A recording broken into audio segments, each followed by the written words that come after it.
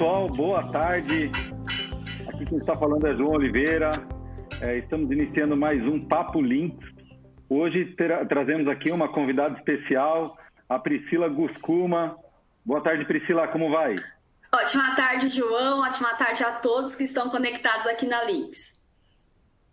Isso aí, muito obrigado pela conexão de todos vocês.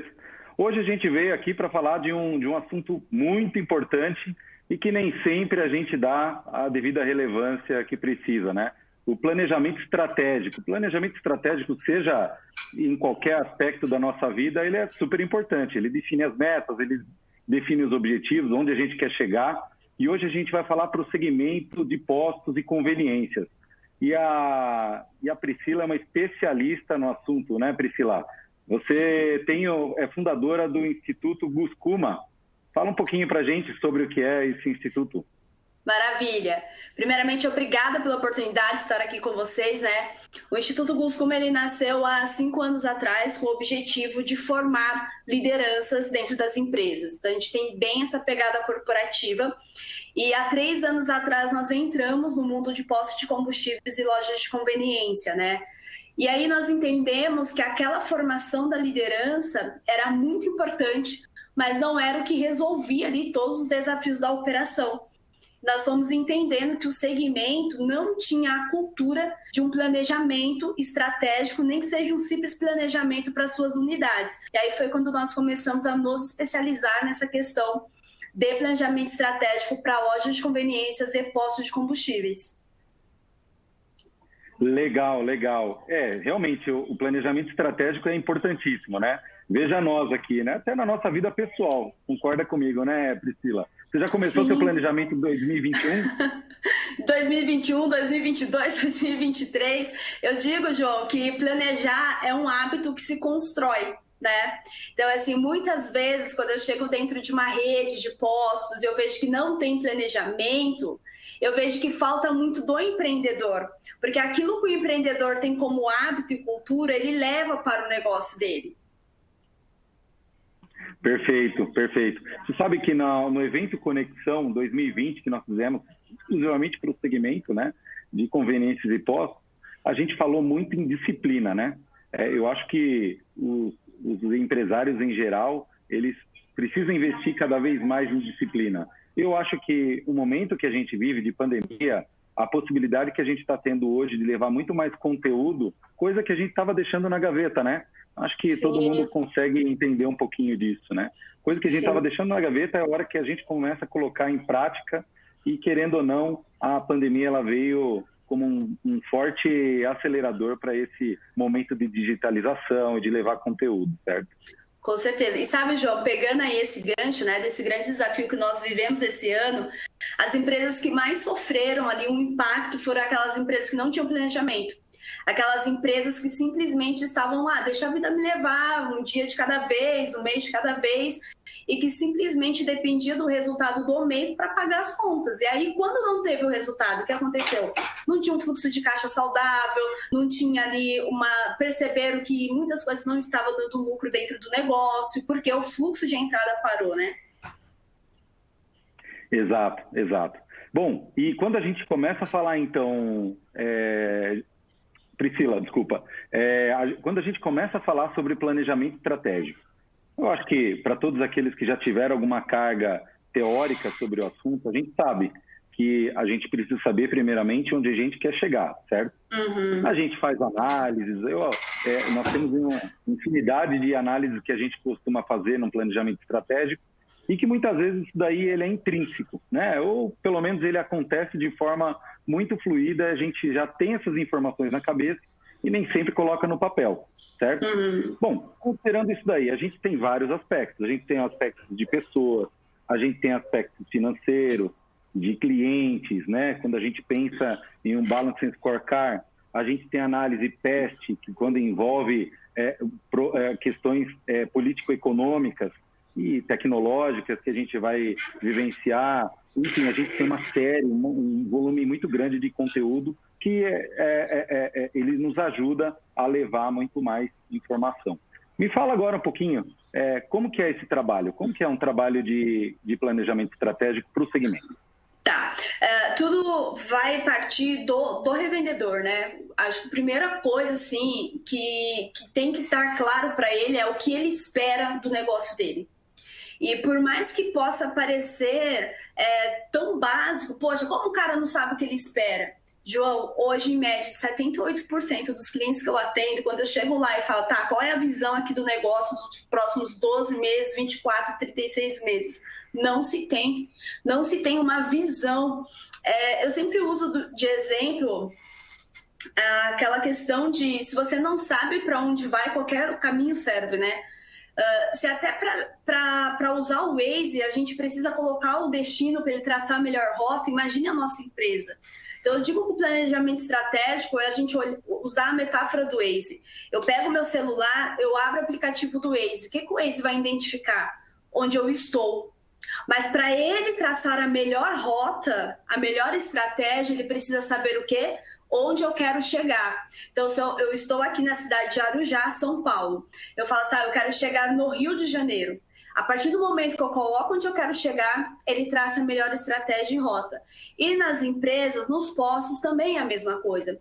Se o dono sabe onde a rede dele está, eu quero falar aqui um pouquinho do conceito de rede, mas para aquele cara também que tem 1 ou 2 postos também, que serve para a mesma coisa. Hoje o cara que é grande, que já tem uma estrutura, que tem uma rede, ele já foi pequeno um dia, ninguém nasce grande, né? Só que ele teve algumas estratégias, alguns planejamentos ali que fez com que ele se tornasse grande. Só que no momento que alguns se tornam grandes, eles acabam o quê? Estagnando ali, não consegue ver o próximo nível, o próximo passo do negócio dele. E quando nós falamos dessa parte do planejamento estratégico, é definir qual é o meu próximo nível, né? Então, quando nós estamos aqui realmente focados onde eu quero chegar, eu, como dono do posto, eu, como revendedor, eu consigo direcionar o meu time de gerentes para onde nós queremos chegar, onde nós vamos chegar. Esse gerente começa a direcionar a sua equipe. Daqui a pouquinho eu quero falar um pouco de organograma, até trouxe um modelo aqui de organograma que faz parte do planejamento estratégico. Então, o planejamento estratégico, ele sempre surge do macro para o micro. Então, por exemplo, se eu tenho 10 postos, qual que é o objetivo para a minha rede no próximo ano? Então, eu tenho que ter um objetivo macro. E aí, como que cada unidade do meu negócio contribui para eu alcançar esse objetivo? E cada unidade, João, contribui de uma forma diferente. Cada unidade contribui de uma forma diferente, porque cada unidade tem ali a sua particularidade, eles estão em regiões diferentes, com precificações diferentes, com públicos diferentes. Então, quando o dono do negócio e a equipe, né, os gestores entendem que cada unidade tem um potencial e que cada um ajuda nessa realização macro, o negócio passa a ser sustentável. Tem revendedores que já têm meta de abrir 2, 3 postos por ano. Mas como que abre 2, 3 postos por ano se o que já tem não está rodando, se o que tem não dá resultado, se o que tem um turnover muito alto, não dá lucratividade, né? Então, a gente ajuda realmente o revendedor a ter essa percepção de onde ele está. Então, muitas vezes, quando eu chego dentro da revenda, e ele nem sabe por onde começar, geralmente, né? E ele fala, Priscila, por onde começa? E primeiro vamos levantar o que temos, né? Qual é a situação de cada unidade de negócio? E, às vezes, João, nós identificamos que tem unidades de negócio que não são lucrativas, que o dono tira dinheiro de outra unidade para cobrir despesa dessa unidade. Então, a primeira coisa é trazer essa clareza onde eu estou, né? E aí a gente começa a remodelar toda a estratégia de negócio para que ele alcance ali o próximo nível. Ótimo, ótimo. Quando a gente pensa assim, numa rede de postos, a gente naturalmente se depara com diferenças regionais em cada uma delas, em cada uma das unidades. Então, eu posso ter uma rede que eu tenha postos em regiões mais periféricas, regiões mais centrais, que eu entendo que talvez a margem de contribuição no todo, ela tem uma diferença entre as unidades, apesar de vender o mesmo produto, né? E muito provavelmente com o mesmo nível de serviço, certo? Para aqueles postos também menores, um individual, imagina um posto individual. Qual que é o desafio dele no sentido de entender até que ponto ele pode expandir o que ele traz para o mercado, o que ele oferta para o mercado e onde que entra o planejamento estratégico, inclusive também para o pequenininho. Tá, para o individual, tá, João? Primeira coisa, assim, que eu trabalho com o dono do posto, com o revendedor você criou uma empresa ou um emprego para você? Ponto. Por quê? Porque muitos criaram um negócio ali como um emprego. Então, se ele tem aquele negócio como um emprego, dificilmente ele vai se arriscar para crescer e ele não vai querer delegar, ele não vai querer passar poder para as outras pessoas, porque é a forma que ele se sentiu de ser importante dentro do negócio. Então, quando nós falamos dessa estratégia, né, aplicada dentro dos postos e conveniências, eu trabalho muito o comportamento do dono, da pessoa, dos líderes, dos gestores que estão lá. Então, o primeiro ponto é esse: você criou um emprego ou uma empresa? E aí ele começa a pensar, porque são coisas que ninguém pensa, né?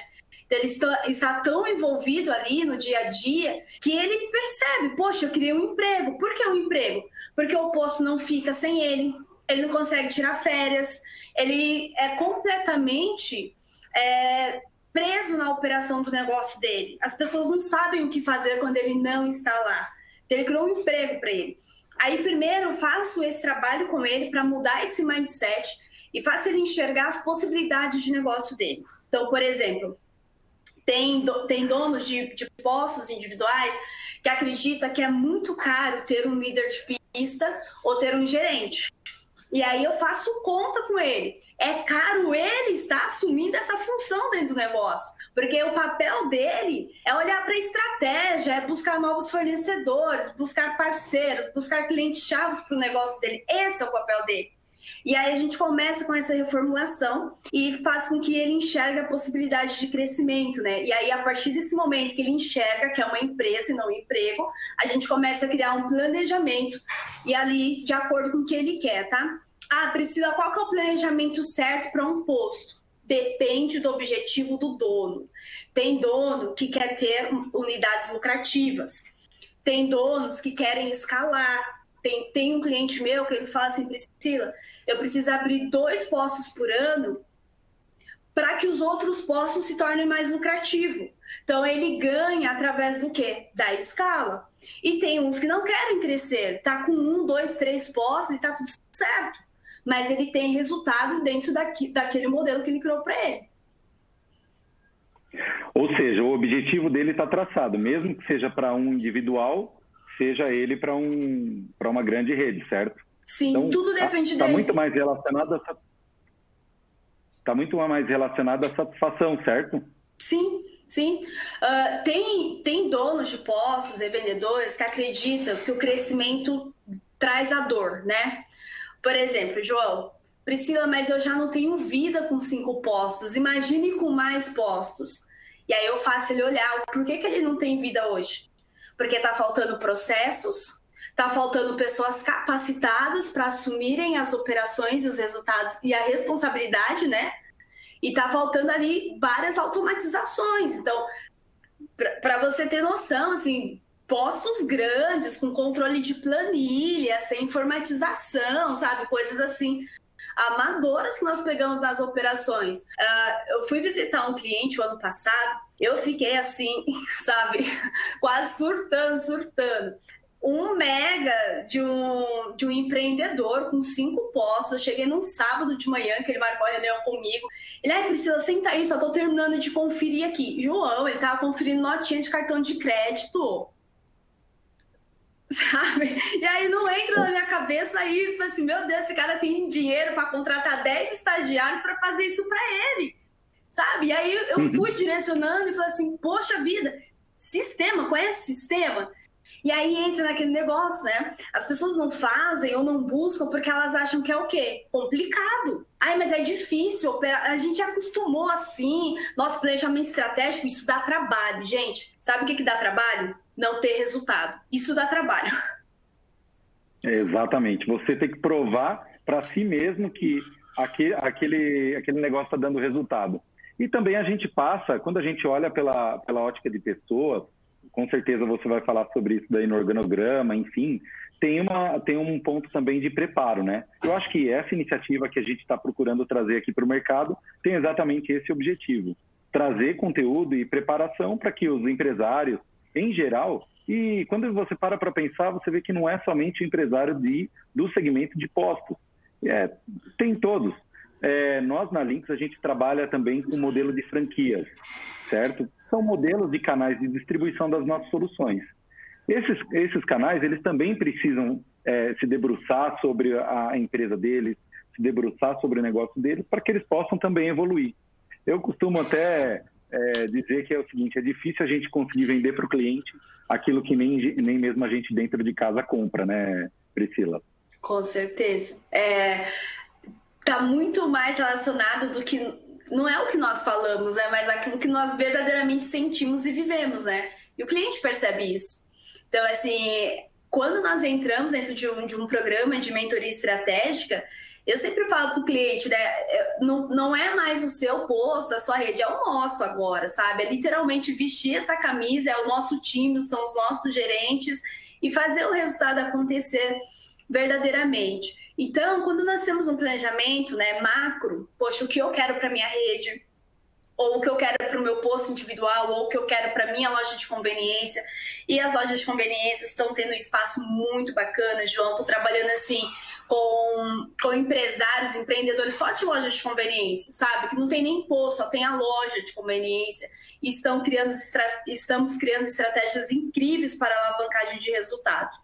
E aí, quando nós temos o macro, nós vamos ter que fazer esse macro acontecer. Não dá para fazer tudo ao mesmo tempo, não dá para gerenciar tudo ao mesmo tempo. É aí que nós entramos na organização da empresa, onde nós falamos do organograma corporativo. Eu trouxe até aqui 2 modelos de organograma. Dá para compartilhar, João? Posso compartilhar com vocês? Com certeza, com certeza. Tá, aí você me diz se vai aparecer a tela. Apareceu? Apareceu sim, Priscila. Tá. Esse daqui é um modelo básico, por exemplo, de uma unidade, tá? Então, vamos supor que o objetivo estratégico dessa unidade é aumentar a lucratividade do seu negócio. Então, qual que seria o mínimo ali que essa unidade precisa, né, para funcionar?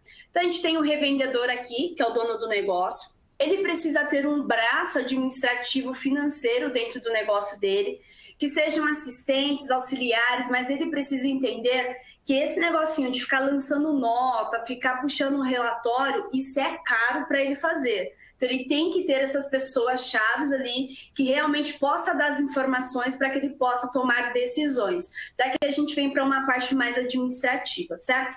Então, esses são os braços do revendedor. Abaixo do revendedor, que responde direto para o revendedor, nós temos o gerente da unidade, ou chefe de pista, líder de pista, como ele achar que é melhor para o negócio dele. Para quem que esse gerente responde diretamente? Direto para o revendedor. Quando tem uma demanda para passar para a base aqui, para quem que o revendedor passa? Para o gerente. Então, o gerente, ele é o porta-voz, literalmente, do revendedor. Quem está abaixo do gerente? Então, abaixo do gerente, nós temos um supervisor de pista, que vai cuidar ali de quem? Dos vendedores de pista. E aí eu gosto muito de colocar essa cultura, João, dentro dos meus clientes, não de frentista, mas de vendedores. Colocar a cultura de vendas, principalmente se dentro da estratégia do meu cliente, tem lá que ele tem que vender produtos, tem que ter mix de produtos. Então, os vendedores de pistas respondem para o supervisor. E aqui, abaixo também, na responsabilidade do supervisor, nós temos o operador de caixa. O gerente da unidade aqui é um exemplo que tem loja de conveniência, ele tem o supervisor de loja de conveniência e tem um responsável pela troca de óleo.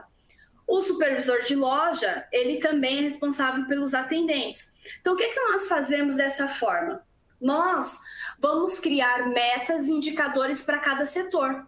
Se eu tenho uma meta para o meu posto, qual é a responsabilidade do gerente em relação a vendas de produtos, galonagem, sabe? Tem a parte de serviço, então eu vou criar metas e indicadores. E a partir daqui também, nós vamos criar o quê? Definição de cargos e funções. muitos colaboradores aqui da base mesmo não têm nem clareza do que a empresa espera deles. Então, a gente coloca análise comportamental, indicadores de performance. Como pode um frentista abastece 60 carros, sei lá, por hora, e o outro abastece 40 carros? Por que tem essa diferença? E onde esse supervisor de pista vai melhorar? Para balizar ali a média de atendimento, né? Para que a gente consiga melhorar. Por que tem vendedor de pista que tem um ticket médio maior e outros tem ticket médio menor? Porque não faz oferta de produto. Então, a gente vai trabalhando nos gaps de cada um. Então, esse é o modelo de uma unidade que pode funcionar, super funcionar. E as pessoas acham que é muito complicado, sabe, fazer isso. Ah, mas no meu posto, o que eu mais ouço, João, sabe o que é? Priscila, no meu posto não funciona. Você não conhece lá, Priscila? Fala assim, ó, primeiro, não funciona, mas você já fez? Não, não fiz. Então, assim, bora fazer, bora experimentar, bora testar e fazer acontecer, né? Então, esse é o modelo de uma unidade. Tem alguma pergunta, João? Alguma dúvida aí? Eu já vou te pontuar aqui. O Marcelo Borja está aqui com a gente, o Roberto James, a Cláudia Perim. Obrigado pela conexão, pessoal. Um dos pontos aqui que eu queria só comentar com você, é interessante que quando você cria processo e definições, você passa a não ter a necessidade daqueles heróis dentro do negócio. É o famoso faz tudo. Quando você tem processos e tem pessoas, você evita a necessidade de ter heróis. Esse é um ponto muito importante. Eu acho que assim, é um problema que muitas empresas no Brasil inteiro passam por isso, né, Priscila? Uhum. E aí, por quê? Porque o que eu mais, esses heróis são aqueles que carregam a operação nas costas, né? São as pessoas que apagam o incêndio o dia inteiro. E muitas vezes, quando perde essa pessoa dentro da operação, perde toda a inteligência de negócio, porque não está setorizado. Aí, por exemplo, imagine uma empresa que não tem organograma e o revendedor precisa saber por que as vendas caíram. Para quem que ele vai falar? Ele vai falar individualmente para cada vendedor? Não. Ele tem que ter ali métricas e indicadores, né? Ó, tem uma pergunta aqui do Borja, do né? Roberto James, né? Tem duas aqui, a do Roberto James. Vamos lá. A questão do revendedor é de não investir em conveniência por dar trabalho, né? Alguns optam por realmente não investir na conveniência, porque muda muito o mix de produtos que eles estão acostumados a trabalhar. Sim, é uma verdade.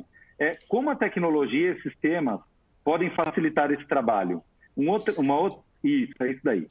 Daí depois do Marcelo aqui. Tá.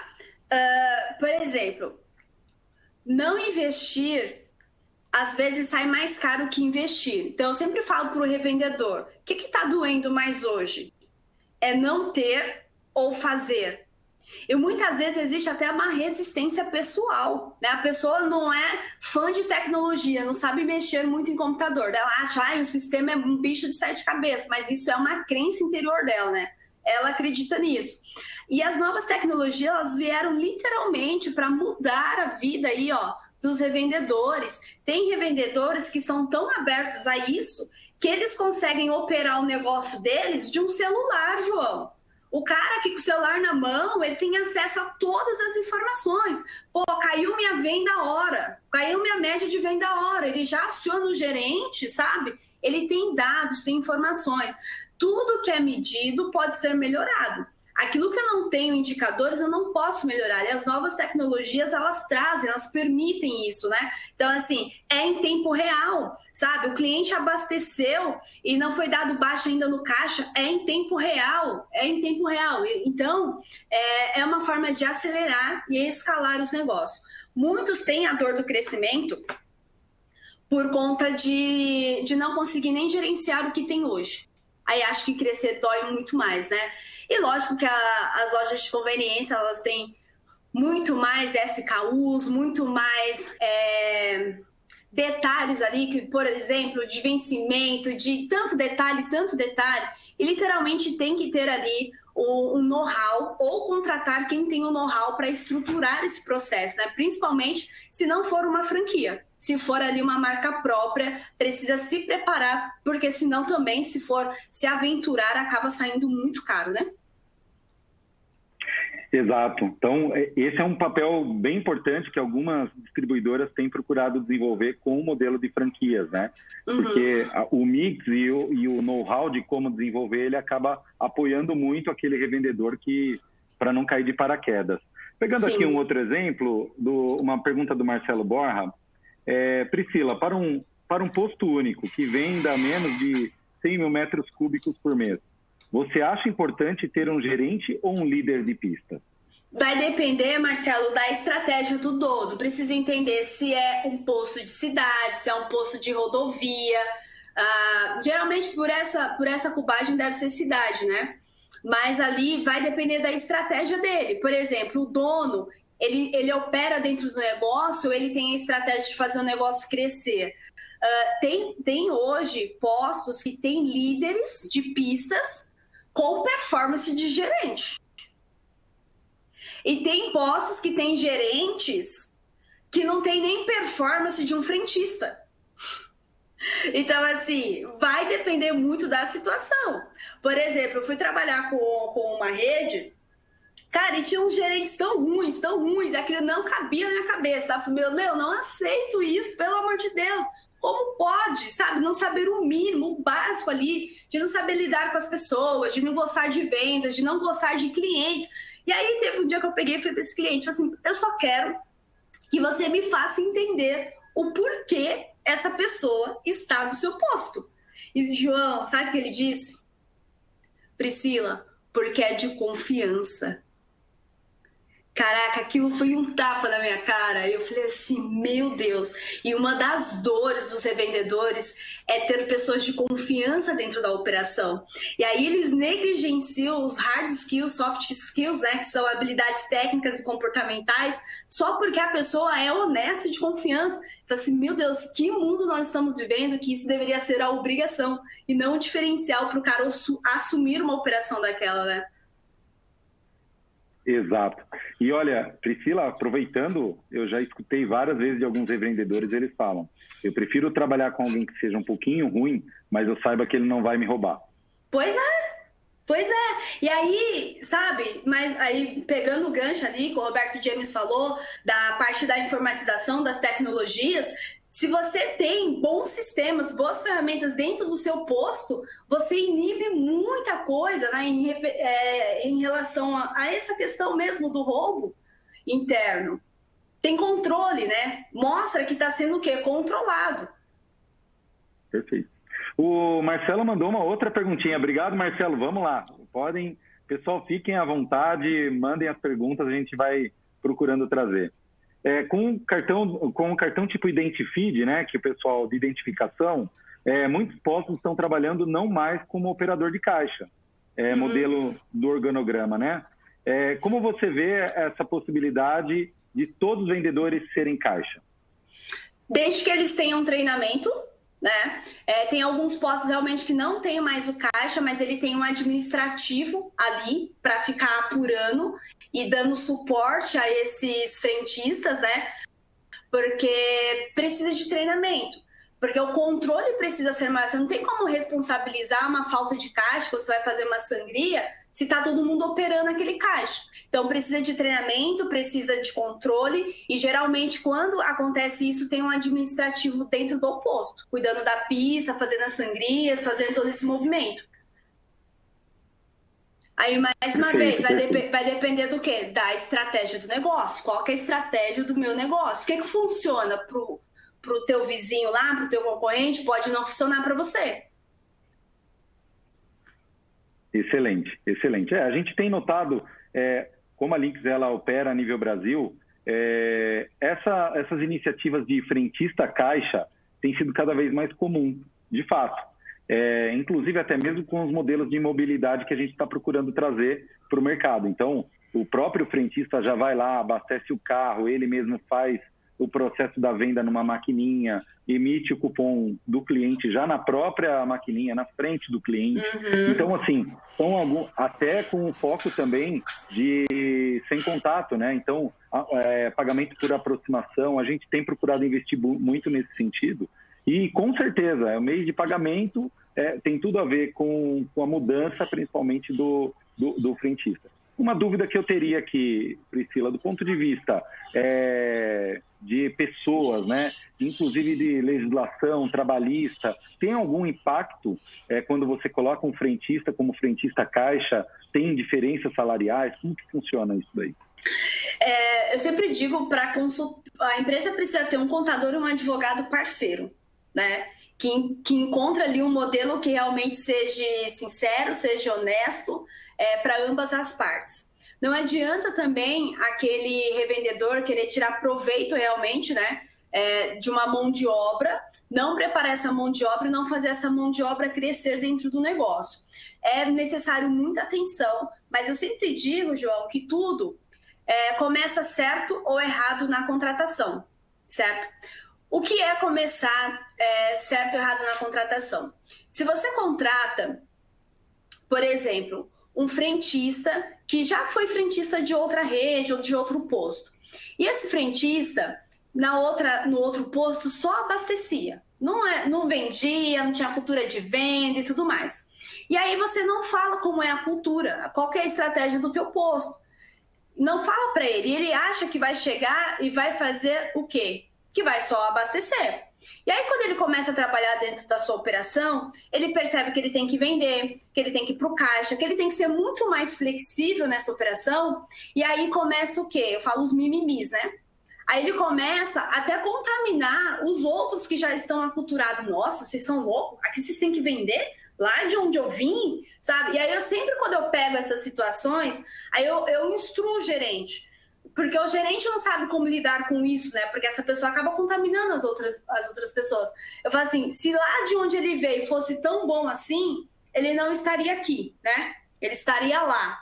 Então, é muito importante já ter essa comunicação já direto na contratação. E, claro, sempre consultar o advogado, o contador, entender ali os pisos salariais. Por exemplo, tem alguns momentos que vão ser feitos jobs, os testes, né? Essa pessoa, ela tem um plano de carreira, mas antes de eu registrar ela com um novo registro, quanto tempo de teste ela fica aqui. Então, tudo isso tem que ser organizado internamente com a estratégia da empresa. Legal. O tema realmente ele acaba até a gente evoluindo muito nele. A gente já está aqui há mais ou menos uns 15, 20 minutos debatendo sobre questão de pessoas. Mas não existe estratégia sem pessoas, né, Priscila? E qual seria o próximo passo dele? Eu defini meu organograma, defini minha estratégia, eu sei onde eu quero chegar, defini meu organograma. Qual seria o próximo passo dele, Priscila? O próximo passo eu defini a minha estratégia. Deixa eu só mostrar aqui, João, para o pessoal ter noção de um posto maior, tá? Aqui a gente tem, por exemplo, 4 postos e tudo mais. Então, o que muda, gente? Eu preciso de mais pessoas capacitadas aqui no topo para literalmente atender a demanda aqui. Então, o revendedor, aí eu já não tenho mais um assistente financeiro, eu tenho supervisores financeiro administrativo, então meu volume de compra é maior, meu volume de pagamento é maior. Aqui eu tenho um RH, né, que cuida de todas as contratações das unidades. E aqui eu tenho um supervisor operacional ou um supervisor regional, que vai o quê? É o cara que vai ser o olho do dono dentro das unidades dos postos, tá? E aqui, ó, com uma estrutura assim, tem empresas que conseguem ter 5, 6, 7, 8 postos sem precisar mexer muito aqui, porque essa estrutura é a base, né, do crescimento. É essa estrutura que vai passar a cultura para baixo. E aí, cada gerente dentro da sua responsabilidade de unidade. Quando nós falamos dessa parte do planejamento estratégico, poxa, realmente, essa unidade aqui precisa aumentar a lucratividade, essa unidade precisa aumentar volume, essa unidade precisa aumentar mix de produtos e vendas, essa unidade precisa aumentar galonagem, por exemplo. E aí, com isso tudo, ele alcança os resultados que ele almejou aqui em cima.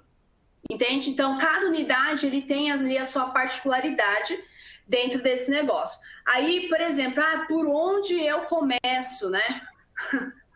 Por onde eu começo? Primeiro é definir o que você espera aí para o próximo ano do seu negócio, né? É sair da zona de sobrevivência, não dar mais para se manter no mercado, ou você agrega diferencial, ou você traz diferencial, ou você vai ficar para trás.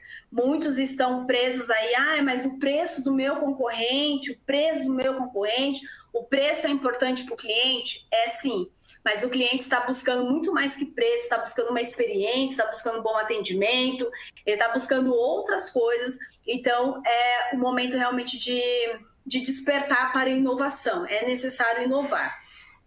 Quando eu defino o que eu quero para o meu negócio, tem organização, eu vou entender, para eu chegar lá, quais os recursos que eu preciso para chegar lá? Poxa, eu preciso de pessoas mais capacitadas. Hoje, os meus gerentes dependem muito de mim. Hoje, eles não tomam uma decisão sem consultar. Então, a gente começa a trabalhar, vamos desenvolver liderança. Eu preciso de um time mais engajado com vendas, preciso colocar cultura de vendas dentro das minhas unidades. Então, cultura de vendas. E atingir o planejamento estratégico é um processo, passo a passo. Não é do dia para a noite que as coisas acontecem. Legal. Eu notei no seu organograma anterior, Priscila, que você fala sobre uma central de serviços compartilhados, principalmente focada para aquelas redes, né? Quais são os ganhos de uma central de serviço nesse sentido? O supervisor administrativo e financeiro, ele está de uma central única. Tá. Primeira coisa é que eles não se apaixonam por ninguém, nem pela dor de ninguém, né? Então, primeira coisa é essa. Porque quando o administrativo funciona tudo dentro do posto, assim, eles acabam se contaminando com os problemas diários e não focam na solução. E quando nós temos essa central, as informações ficam mais consolidadas ali dentro. Então, por exemplo, tem postos que o gerente faz compra, o gerente fecha faturamento, o gerente faz tudo. E aí o cara tem 5 postos, 5 gerentes fazendo a mesma coisa. Então perde tempo no que o gerente deveria focar, que era desenvolver pessoas e buscar vendas. E aí, imagine só, se você concentra isso, eu tenho um administrativo, eu tenho alguém que só faz compra para todos os postos, consegue negociar melhor, consegue melhores margens, melhores oportunidades. Tem gerentes de cada unidade que faz seu próprio recrutamento, seu próprio critério. Aí perde o padrão. Por quê? Porque cada um contrata com a sua experiência, com o seu olhar. E quando você tem um RH estratégico, entende ali qual que é o modelo de contratação da empresa, qual é o perfil que a empresa busca, você começa a escalonar o seu negócio e padronizar, né? Então, as empresas que hoje têm ali uma central, elas conseguem ter uma visão muito mais racional e menos emocional, porque eles não se contaminam com os desafios do dia a dia, que nós sabemos que são muitos dentro da operação de posto, né? Entendi, ótimo. Legal, então vamos lá, a gente falou sobre pessoas, a gente já definiu onde a gente quer chegar, falamos sobre pessoas, falamos sobre processos, novas culturas.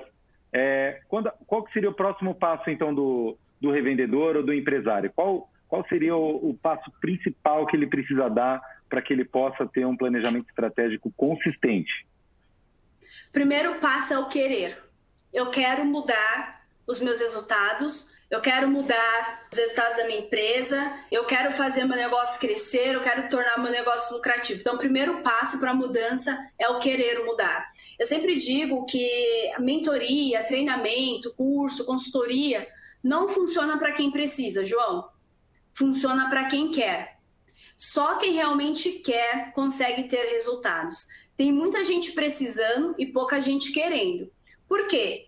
O querer vai fazer com que você realmente seja disposto a mudar os seus pensamentos, os seus comportamentos. O querer vai fazer as pessoas saírem da zona de conforto e entender, se eu quero ter resultados diferentes, eu preciso ter ações diferentes, né? E essa movimentação é de cima para baixo.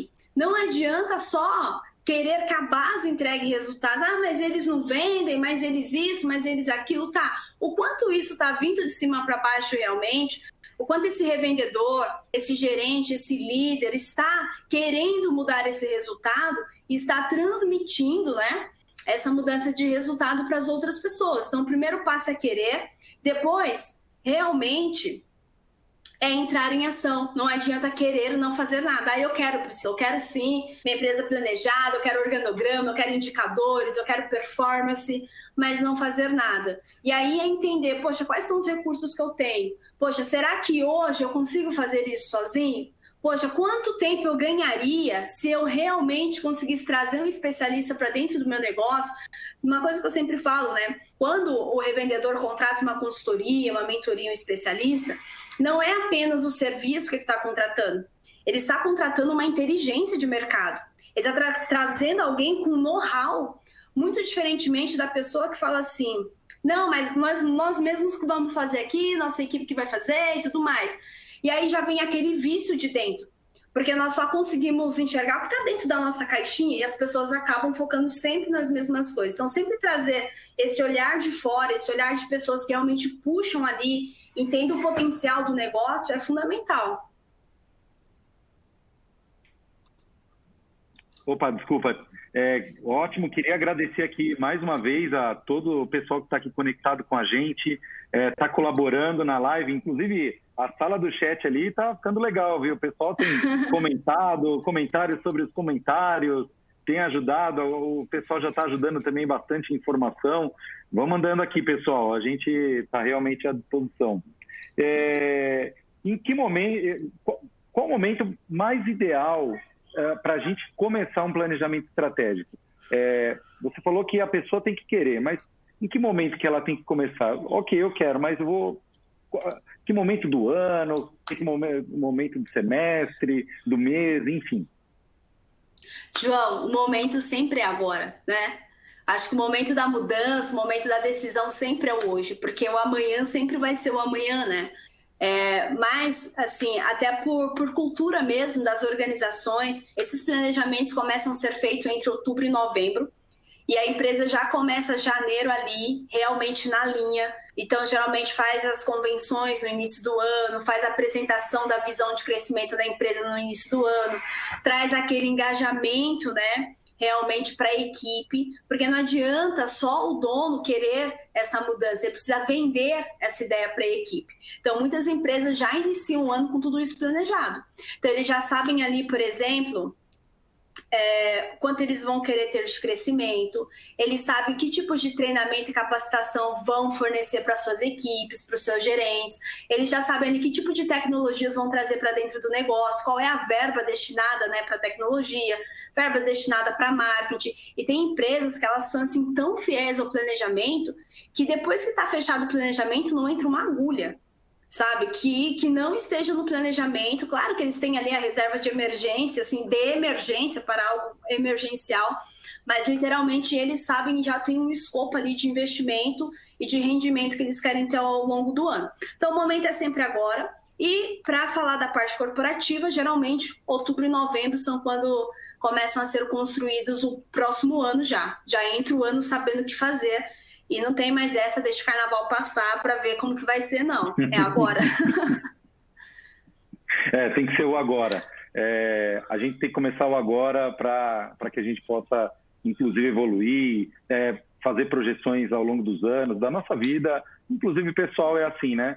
A gente quer trocar de casa, a gente quer trocar de carro, tudo isso daí requer algum tipo de planejamento. Então, naturalmente, todo mundo está dentro do mesmo escopo. Queria... antes do nosso momentinho final aqui, Priscila, comentar sobre um livro do Rancharan chamado A Execução. Maravilhoso, eu tenho ele, olha aqui. Olha só. É maravilhoso, tá vendo? Aqui, ó, esse livro aqui. Mesmo. Maravilhoso. Exato.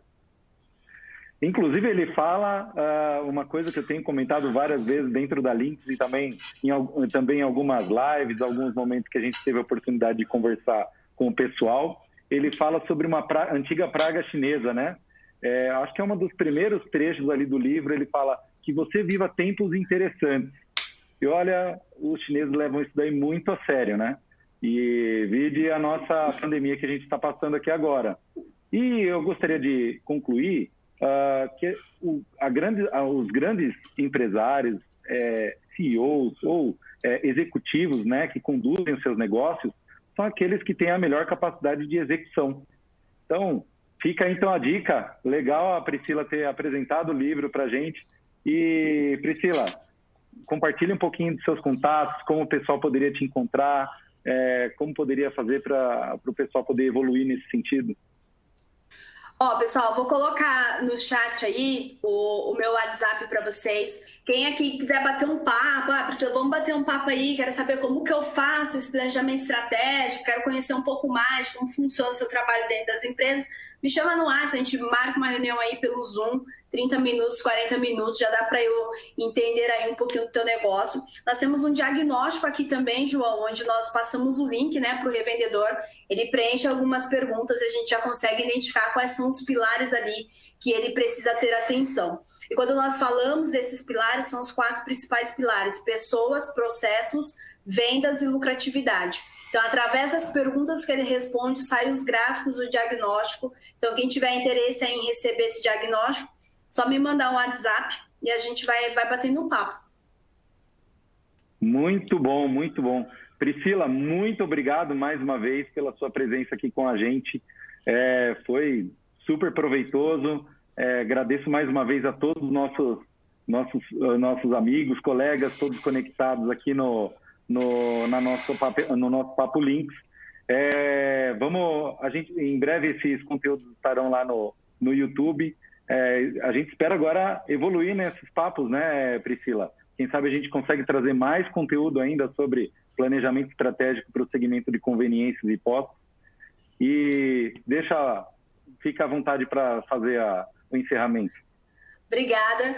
Quero agradecer a presença de todos vocês. E assim, se vocês tivessem que levar uma mensagem aqui desse bate-papo, que é possível fazer mais com menos, né? A partir do momento que você quer. Acho que o querer é fundamental, querer mudar o seu resultado, querer crescer, querer ir para o próximo nível. Então, o maior combustível que o ser humano pode ter é o desejo de mudança, é o querer mudar. E planejamento estratégico não é um bicho de 7 cabeças, e não adianta também você falar, eu tenho um planejamento, mas esse planejamento está na gaveta. Planejamento na gaveta não muda o seu resultado, planejamento na gaveta não muda a tua vida, né? Então, esse planejamento realmente precisa ser executado, um passinho de cada dia, né? Ao longo de um ano, são 300 e poucos passos, né? Exatamente, contando os domingos. Pois é, porque o revendedor não para, né, de segunda a segunda. Não para, não existe. Domingo, feriado, finais de semana, é isso daí. Obrigado, Priscila. Pessoal, mais uma vez, obrigado, a gente se vê na próxima. Até logo.